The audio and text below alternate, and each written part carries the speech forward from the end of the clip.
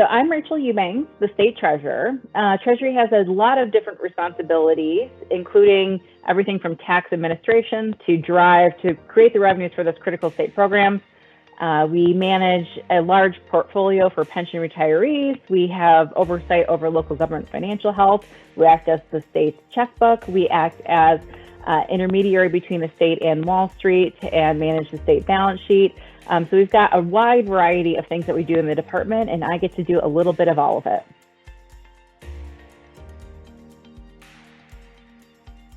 When I think about visible, authentic leadership, I think about it in two pieces. I mean, first is visibility.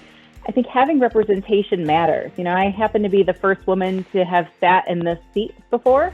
And actually, we have a wall at Treasury where we have every former state treasurer's picture on the wall. And, you know, before me, there was no woman on there. And having that representation to be able to see yourself in those positions, see yourself in others, is critical to helping individuals believe that they can, you know, have success in these career paths and reach these levels because others like them had done it before.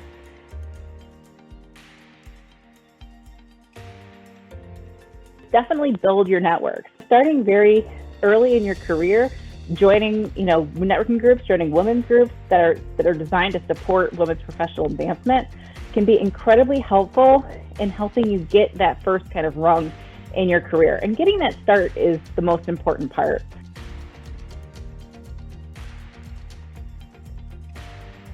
The question about the women's economic recovery in the pandemic is really an important one. I think we noticed very early on, looking at economic data, that this recession has not treated everyone equally. There's been an incredible disparity, unlike previous recessions and previous economic downturns that we've seen here. And a lot of it is because pandemic has brought into question, you know, our lifestyles, how we live our lives, what we do as women. And for women in particular, they've been faced with some very unique challenges. I think, you know, the one that everyone talks about and thinks about a lot is, of course, the challenges of childcare and the child rearing responsibilities that tend to fall in many households still upon women. And oftentimes it's the woman that's either, you know, in a family who's completely stepping down from a position or maybe pulling back on responsibilities or accepting a job at a lower level than what they may be qualified for so that they can, you know, hold up that piece of the family in the pandemic.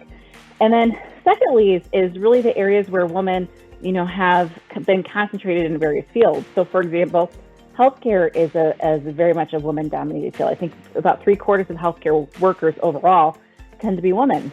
And so women in those situations have a very, you know, tough decision to make about saying, you know, how do I prioritize my career versus the health of my family? And that can be challenging too. And of course, a lot of women, there's many women who are concentrated in the hospitality sectors that have been impacted incredibly by this pandemic. So I think looking forward, you know, one of the things that we have to think about is, you know, addressing the child care issue. And this is, of course, you know, a big piece of why I know the Women's Commission, the governor, and others have been really challenging schools to reopen. It's good for the kids, it's good for the families and the working women, and good for an economy. You know, if we don't have women actively engaged in our economy, that means that we've, you know, diminished our amount of overall economic productivity. So that's really a big piece of it. And secondly, is kind of rethinking these structures, rethinking, you know, hopefully women are choosing career paths or educational paths that may not be, you know, so concentrated in these fields so that we can kind of be more resilient overall. And then, of course, you know, these income gaps that you have, these gaps in experience, they're going to translate down the road. So if you're, you know, aspiring up the management chain and you've got these management gaps, it's really hard to make up that time, that critical time there. If you've taken, you know, a year off, 2 years off, 5 years off to take care of your family. And what that means is we've got less women ascending to management and leadership positions.